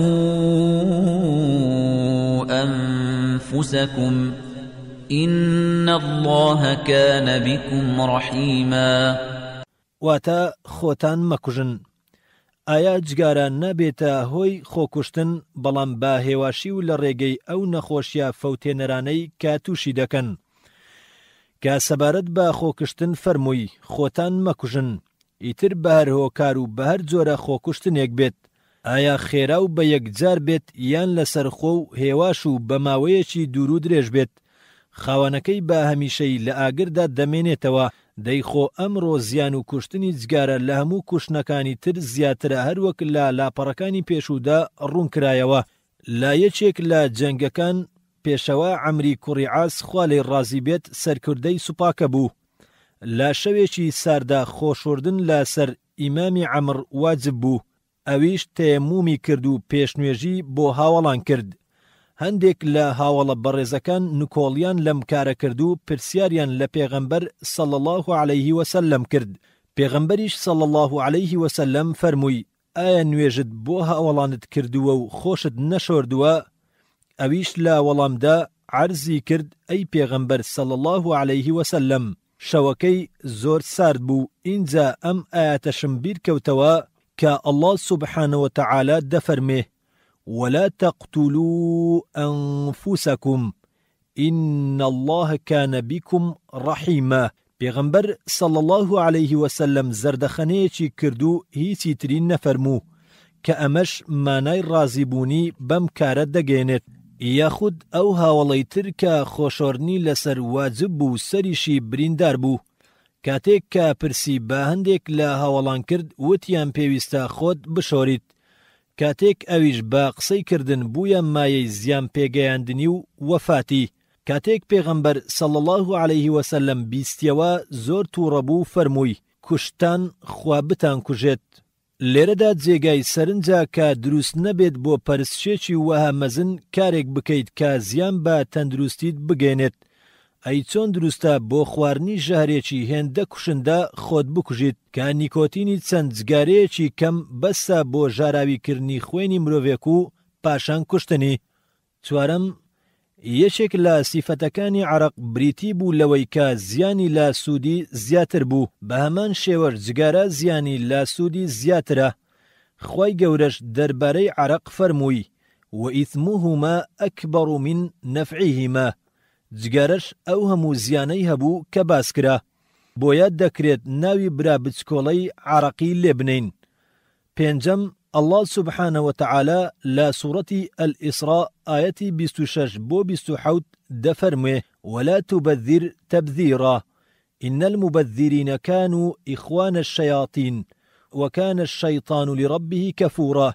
واتا مالتان بفيرو مدن چونکە ئەوانەی ماڵیان بەفیڕۆ دەدەن وەکو شەیتانەکان وەهان، لەبەر ئەوەی شەیتانەکان کوفری نیعمەتی خواوەندیان زۆر دەکەن. جگارەش جگەل لە ماڵ بەخۆڕایی سەرفکردن چیترە، هەر پارەیەکیش سەرف بکرێت بێ هیچ سوودێک یا لە پێناو شتێکی زیان بەخش، ئەوە ئەو کارە ئیسراف و حەرامە و بەم کارەشی دەبێتە هەڵگری سیفەتێکی شەیطانی. جگارەش لە هیچ کام لەم سیفەتانە بەدەر نییە. سەعیدی کوڕی جوبەیر دەفەرموێت: یەکێک لە نیشانەکانی ماڵ بە فیڕۆدان ئەوەیە کە خوای گەورە ماڵێکی حەڵاڵی پێبەخشیوە بەڵام ئەو لە حەرامدا سەرفی دەکات. شەشەم، الله سبحانه وتعالى لا سورة الأعراف آية 31 دفرمه: يا بني آدم خذوا زينتكم عند كل مسجد وكلوا واشربوا ولا تسرفوا إنه لا يحب المسرفين. واتا بخونو بخونوا بەڵام زیادەڕۆیی تێدا مەکەن، چونکە بەڕاستی پەروەردیگار زیادەڕۆیانی خۆش ناوێت. ئەم ئاەتەش هاوشێوەی ئاەتی پێشوە کە هەر باس لە زیادەڕەوی و ماڵ بەفیڕۆدان دەکات. بەڵگەی فەرمودەش زۆر هەن لەسەر حەرامبوونی جگەرە، بەڵام بە ناڕاستەوخۆیی فەرموخۆت دادوەر بە لەسەر شمولی بەڵگەکان بەسەر حەرامبوونی جگارەدا. بەڵگەی حەرامبوونی جگارە لە فەرمودەدا. یەکەم، پیغمبر صلی الله علیه وسلم دفرمي: لا ضرر ولا ضرار. رواه ابن ماجه وأحمد ومالك. واتا نزيان بدو نوالامي زيانيش بزيان بدروا. بو مانای هر شتێک زیان بدات و زیان بەخش بێت ئەوان نەهی لێکراوە، چونکە لا بۆ نەفی هەموو جۆرە زیانێکە. لا للنفي الحكم في الجنس. ئایا دووکەڵ زیان بەخش نییە؟ ئەگەر لە بیرت چۆتەوە بگەڕێرەوە بۆ سەوتەکانی پێشوو.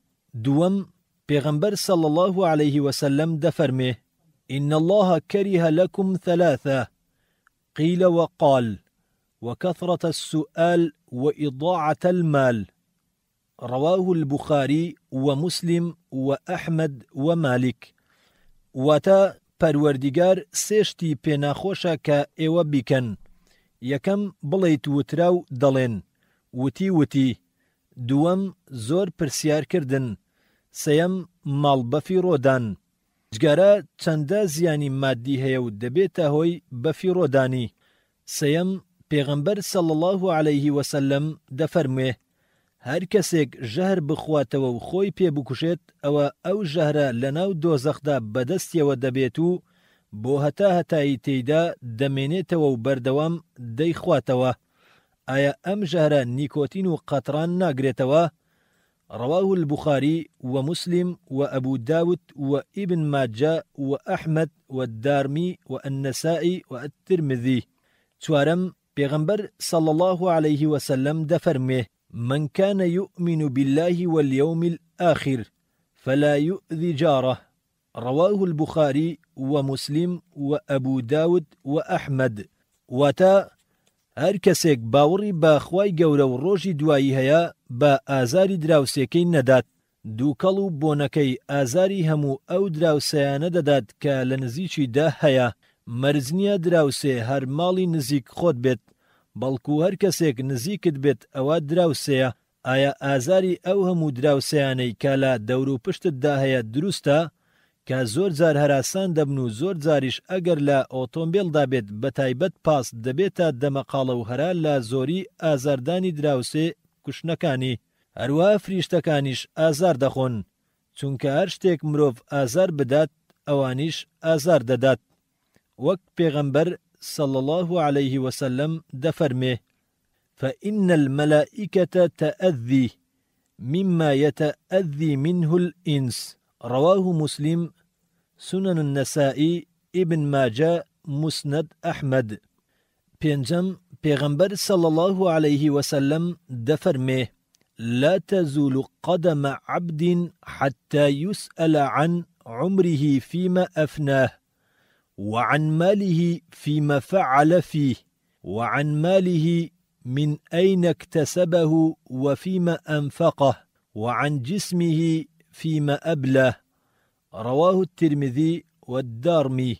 وتا هیچ بەندەیەک پێبەر پێ نانێت تاکو پرسیاری لێ نەکرێت لەسەر تەمەنی لە چ شتێکدا بەسەری بردووە، لە عیلمی لە چ کارێکدا بەکاری هێناوە، لە ماڵی لە کوێوە پەیدای کردووە و لە چیشدا سەرفی کردووە، هەروەها لە لەشی لە چیدا خستوویەتیە کار. پرسیار لە جگارەکێش و هاوشێوەکانی دەکرێت ئەو پارەیەت لە چیدا سەرف کرد، ئەو کاتە چی وەڵامی پەروەردگارت دەدەیتەوە؟ هەروەها پرسیاری لێ دەکرێت جەستت لە چیدا ڕزاندووە، چی بوو بەهۆی ئەو هەموو نەخۆشی و شێرپەنجانە؟ بێ هیچ گومانێک تەنها ئەو دووکەڵ و ژەهرە بوو کە هەڵی دەمژی لە دنیادا سووتاندی و ژیانی لێتاڵ کرد و لە قیامەتیشدا دەیسووتێنێت و دەیکاتە سوتەمەنی دۆزەخ. شەشەم پێغەمبەر صلى الله عليه وسلم دەفەرمێ: نهي رسول الله صلى الله عليه وسلم عن كل مسكر ومفطر. رواه أبو داود وأحمد. وتا پێغەمبەر صلى الله عليه وسلم نهی لە هەموو سەرخۆشکارێک و دەبەنکارێک کردووە.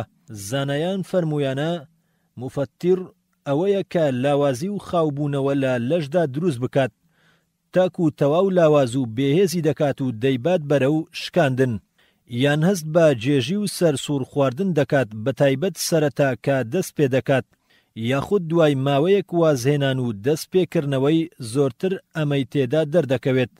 ئەمە شمولی جگارە دەکات کە چۆن ئەو جەستەیە بێهێز و لاواز دەکات و ئێسکەکانی دەپووکێنێت و ناتەواوی دەکات. حەفتەم پێغەمبەر صلى الله عليه وسلم دەفەرمێ: فمن وقع في الشبهات وقع في الحرام. رواه مسلم وأبو داود وابن ماجه والدارمي. وتا هەر کەسێک بکەوێتە ئەو شتانەی کە گومان لێکراوە دەکەوێتە ئەوانەشی کە حرامن. ئەگەر بگوترێت شوبهەی تێدایە و لە نێوان حەڵاڵ و حرامدایە، ئەوە ئەم فەرمایشتە پیرۆزە ئەوەش دەخات بەلادا و پێی دەفەرموێت: ماتوول لەو شتە گومان لێکراوەدا دەژیت سەرنجام هەر دەکەویتە ناو حرامەوە. یان ئەگەر بگوترێت لە هەندێ لایەنەوە حەڵاڵە یان بۆ هەندێک کەس حەڵاڵە و بۆ هەندێکیش حرامە، ئەو کاتەش ئەم قاعیدە ئوسوڵیە جوانە وەڵامی دەداتەوە کە دەفەرموێت: إذا اجتمع حلال والحرام غلب الحرام. وتا هەر کاتێک حەڵاڵ و حەرام یەککەوتن و کۆبوونەوە، ئەوە حرامەکە بەسەر حەڵاڵەکەدا زاڵ دەبێت. بێگومان ئەگەر هەندێک کەسیش ئەو هەندە گومانە بۆ خۆیان دروست بکەن، ئەوە لەم دوو دەقە هەر قوتار نابن، یاخود ئەو فەرمایشتەی کە دەفەرمێ: بەندان ناگاتە پلەی خواویستان و پارێزگاران تاکو واز لەو شتانە نەهێنێت کە هیچ گیر و گرفتێکیان تێدا نییە بۆ ئەوەی خۆی بپارێزێت لەوەی گومان و کێشەی تێدایە. ڕەواه الترمذی و ئیبن ماجە. بەو مانایەی ئەوەی گومانی تێدا بێت و وازی لێ نەهێنێت، ئەوە ئاستەنگێکی گەورە دروست دەکات لە بەردەم ئیمان و تەقوای ئەو کەسەدا. ئەمەش بەسە بۆ ئەوانەی هێشتا دڵیان دانەمەزراوە لەسەر ئەوەی کە جگارە حەرام بێت. ئەگەرچی هەندێک لە جگارە کێشەران ئەم قسە و بابەتانەیان لاسووک و ئاسان نەبێت و بترسن لەوەی کە ناتوانن وازی لێ بهێن و حەزیش ناکەن بکەونە حەرامەوە، بەڵام ئەمە ڕاستیەکە و دەبێت بدرکێنرێت و فەرمانی پەروەردیگاریش لە هەموو داوا و حەز و ئارەزوێکیش گەورەتر و لە پێشترە. هەروەها دەقێکی تری ئوسوڵ هەیە کە هەر شتێک خراپ و زیان بەخش بێت قەدەغەی دەکات. الأصل في المضار التحريم. بنەڕەت لە هەموو شتێکی زیان بەخشدا ئەوەیە کە حرامە. هەشتەم خوای کارڕەوا چاکەکردنی لەسەر هەموو شتێک داناوە هەر کەسێک زیان بە خۆی یان بە کەسێکی تر بگەینێت ئەوە کارێکی چاچی نەکردووە هەر کەسێکیش چاکەی نەکرد بێت ئەوە سەرپێچی قورئانی کردووە چاکەکردنیش بەرامبەر هەموو شتێک واجبە نۆیەم ئازاردانی موسڵمان حرامە و ستەمێکی زۆر گەورەیە هەروەک پێشەوامان محەممەد صلى الله عليه وسلم دەفەرموێت من ئەذا مسلما فقد أذاني ومن أذاني فقد أذى الله رواه التبراني في الأوسط مانای هەر کەسێک ئازاری مسلمانێک بدات ئەوە ئازاری منی داوە هەر کەسێکیش ئازاری من بدات ئەوە ئازاری پەروەردیگاری داوە ئەی جگارەکێش یەکێک نییە لەو ئازار بەخشانە دەیەم ئەمانەت نەپاراستنە وەکو پێغەمبەر صلى الله عليه وسلم دەفەرمێ وإذا أؤتمن خان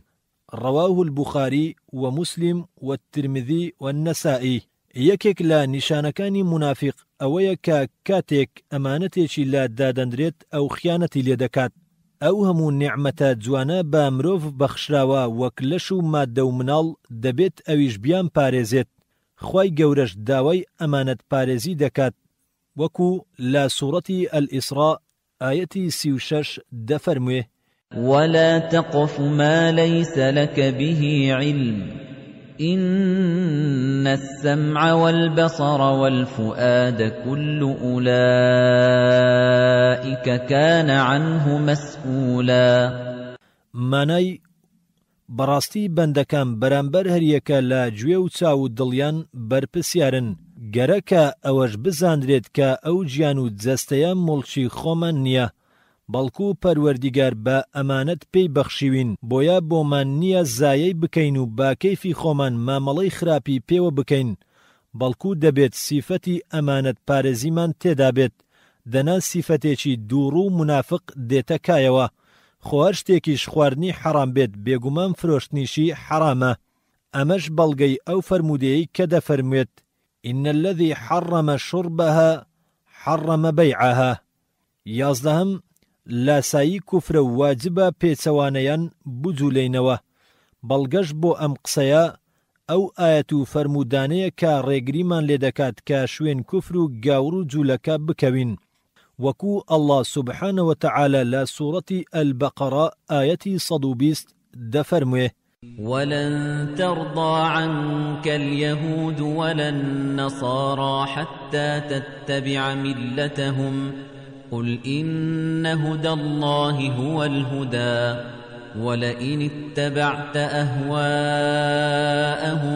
بعد الذي جاءك من العلم ما لك من الله من ولي ولا نصير واتای گاور و جوولەکە لێتان ڕازی نابن تاکو واز لە ئاینی خۆتان نەهێن و بە تەواوی شوێن ئەوان نەکەون بەهەمان شێوە پێغەمبەریش صلى الله عليه وسلم دەفەرمێ لتتبعن سنن من قبلكم شبرا بشبر وذراعا بذراع حتى لو دخلوا جحر الضب لو دخلتموه قلنا يا رسول الله اليهود والنصارى قال فمن رواه البخاري ومسلم وابن ماجه وأحمد واتا بێگومان بن کە بز بەبست و گەز بە گەز شوێن ڕێڕەوی ئاینەکانی پێش خۆتان دەکەون تەنانەت ئەگەر بستنا کونی بزن مزەشەوە ئەوە ئێوەش دەچن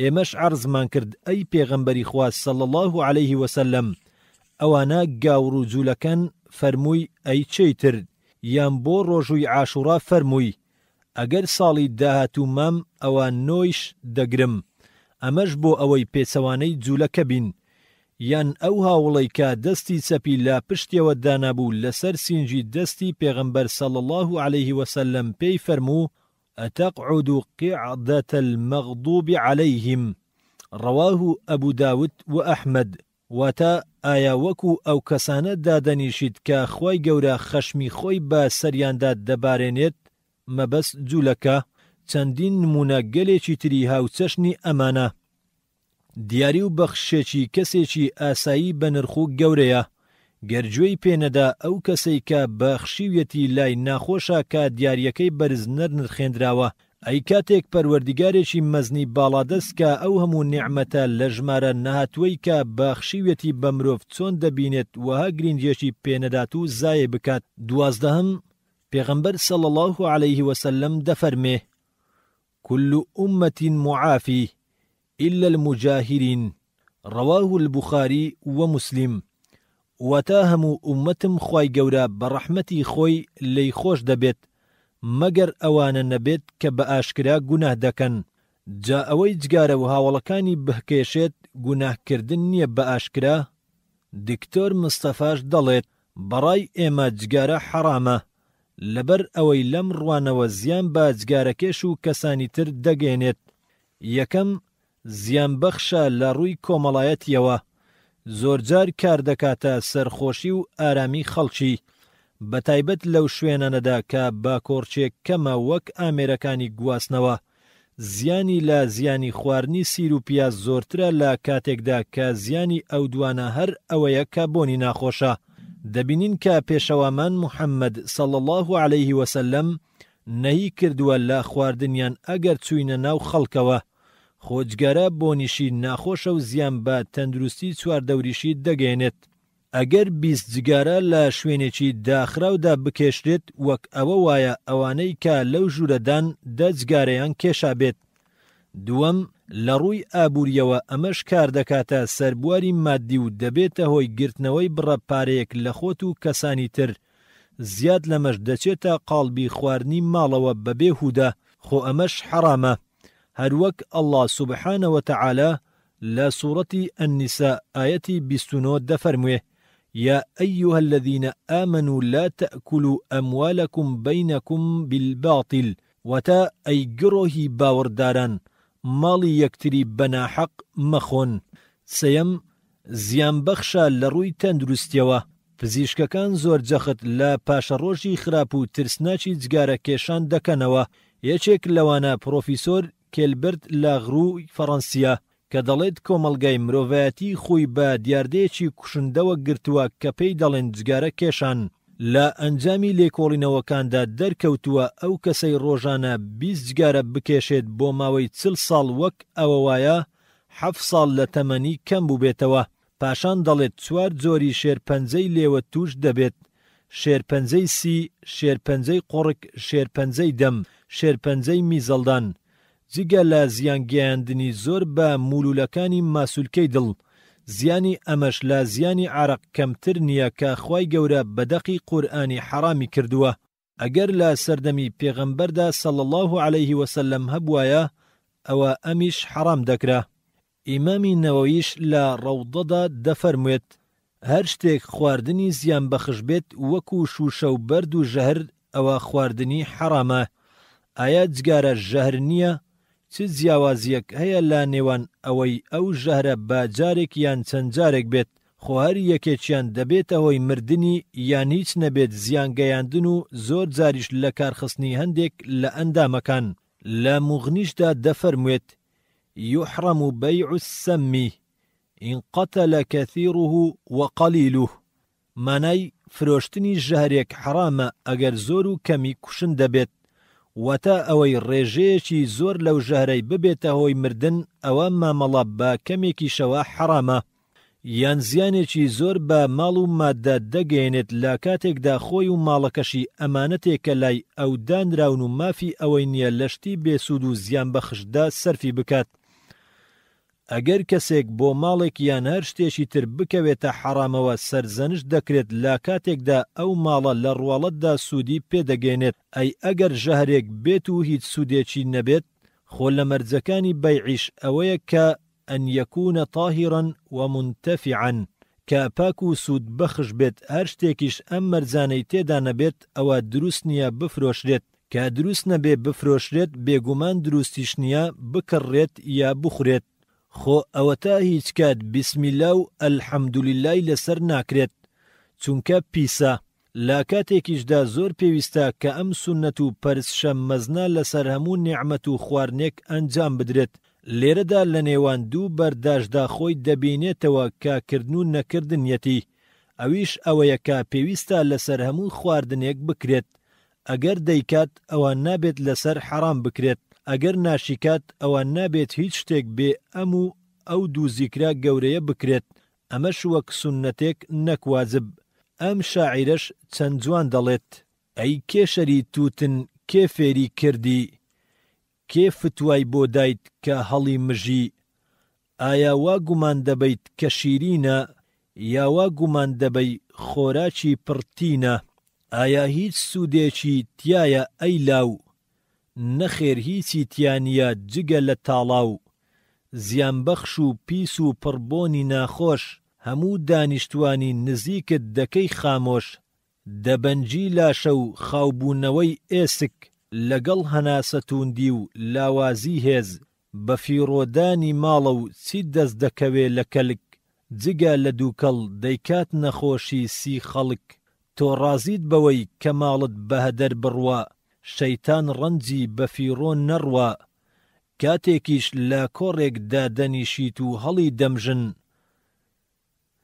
بۆنی ناخۆشی دەمی تۆ لێت دەتەکن، تەنها زەمێکت بەسە کە هەموو کۆمەڵ پێیان ناخۆش، بێزارن لەوەی دەیکەن دەتکەن فەرامۆش، بە بەزەیی بە بۆ خۆت و گوێڕەیەڵ بە، بۆ کەسێک ڕێنماییت دەکات نەک بڵێ وێڵ بە، ئەگەر پیاوەتیت هەبێ دوور کەرەوە لێی، بۆ کێشانی خۆت مەکە ڕەنجەڕۆ بۆی، من ئامۆژگاریەت تکەتم و لێم ببیستە، ڕێگریت لێ دەکەم و بە قسەی ئەو کەسە بکە ڕێگرتە، ئەوە من پێم ڕاگەیاندی ئەی لاو، نزیکە ئەوەی وتم لێم وەربگریت بەپەلە و پڕتاو. بەڵگەی کۆتایی. ئیسلام پێنج پایەی سەرەکی داناوە کە دەبێت پارێزگاری لێ بکرێت. ئەگەر هەر شتێک ببێتە مایەی زیانگەیاندن پێی، ئەوە حەرام و قەدەغەی کردووە، چونکە گیانی تاک و کۆمەلگال لەسەر پاراستنی ئەم پێنج پایە بنەڕەتیە بەندە کە ئەوانیش ئەمانن: ئاین، نەفس، عەقڵ، وەچە و نەوە و ماڵ. گەر بەوردی تەماشایان بکەین دەبینین جگەرە بۆ هەر پێنجیان زیانی هەیە. یەکەم بۆ نەفس، خودخۆ یان بڵین بۆ لەش و تەندروستی وەک باسکرا چەندە زیانی هەیە. هەندێک لە زانایانی ئەم سەردەمەش فتوایان داوە کە ئافرەت بۆی هەیە داوای جیابوونەوە بکات لە هاوسەرەکەی لەبەر ئەوەی تەندروستی لە مەترسیدا دەبێت. دووەم، عەقڵ بە تایبەت ئەوەی کە سەرەتا دەستی پێدەکات هەست بە جێژی و وڕی دەکات. گەر تووشی نەخۆشیش بوو ئەوە عەقڵی وەک پێویست کار ناکات. هەروەک دەگوترێت العەقڵ السەلیم فی جسم السەلیم، مانای ژیری تەواو لە تەندروستیەکی تەواودایە. سەیەم، نەوە، چەندە کاریگەری خراپیشی لەسەر منداڵ هەر هەیە. سەیەم، نەوە، چەندە کاریگەری خراپیشی لەسەر منداڵ هەیە، هەر لە پێش هاتنە دنیایە و ناوبێشکەوە تاک و گەورەش دەبێت. چوارەم، گورزێکی خراپیشی لەلایەنی ماڵی و مادی دەوەشێنێت، هەروەک بەوردی لێک درایەوە. پێنجەم، ئاین، هەر شتێکیش کە ئەم هەموو زیانەی هەبوو ئەوە بێگومان بۆ ئاینیش زیانی هەیە، بۆیە ئەو کاتە ئیسلامیش حەڕامی دەکات. لالایەکی دیکەشەوە ئەوەی کە تووشی ئەم زیانانە بوو ئەوە زیانیش بە لایەنی پەرستش و بەندایەتی دەگەێنێ. بۆ نمونە کە نەخۆشکەوت و تووشی شێرپەنجەی سی و قوڕک بوو ناتوانێت وەکو پێویست ئەرچی بەندایەتی بەجێ بهێنێت، کە ئەمەشی نەتوانی ئەنجامیان بدات ئیمانی لاواز دەبێت، کە ئیمانیش لاواز بوو ئیتر چ بەڵایەک لەمە گەورەتر و جەرگبرتر دەبێت.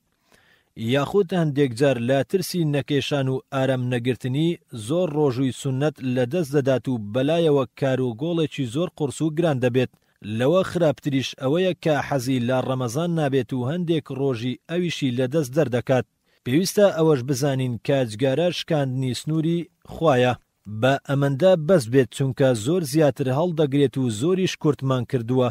بەو ئومێدەی کە ئەرچی دڵسۆزی سەرشانی خۆمان بەرامبەر ژیان و تەندروستی براتجگارە کێشەکانمان بەجێ گەیان دەبێت، تاکوچیدی بەندە و جیرۆدەی دەستی چەپەڵی نەفس و شەیطان نەبن و لەو بەندیخانە تاریکە ئازاد ببن و ئاسۆی ژیانێکی خۆشتر و باشتر بە ڕوویاندا هەڵبێت و بە ئاوی ئیمان و ئارامگرتن و گوێڕایاڵی پەروەردیگاری مەزن دڵی نەخۆش و تێن و وشک و هەڵاتویان ئاو بدەن و پەیمانی بۆ خوا ژیان و بۆ خوا سوڵحان تازە بکەنەوە و قۆڵی مەردایەتی لێ هەڵماڵن و چاچی و بوێری و دلێری لێ بکەن با لادا و بڵێن دەست لە دەست و قووەت لە ئەڵڵا.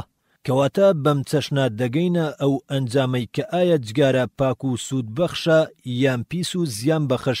بێگومان لە وەڵامدا دەگوترێت پیس و زیان بەخش. ئەمەش لەبەر ئەوەی زیانی زۆر بە جەستە و ماڵ دەگەێنێت، خۆ هەر شتێکیش زیان بگەێنێت ئەوە بە پیس دادەنرێت. هەموو زیان گەێنەر و شتێکی پیسیش بەم دەقە قورئانیا حەرام کراوە، وەکو ئەڵڵا سوبحانە وتەعالە لە سوورەتی الأعراف ئاەتی 157 دەفەرموێ: الذين يتبعون الرسول النبي الأمي الذي يجدونه مكتوبا عندهم في التوراة والإنجيل